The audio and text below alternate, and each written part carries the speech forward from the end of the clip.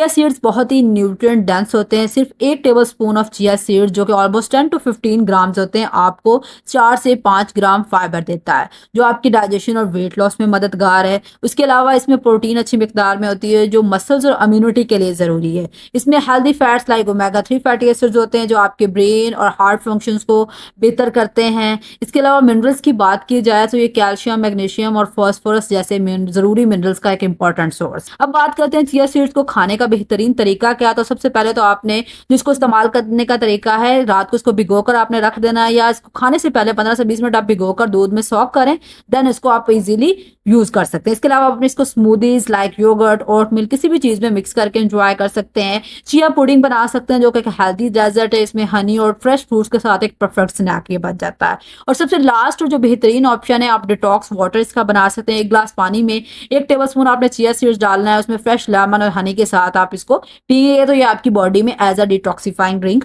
काम करता है।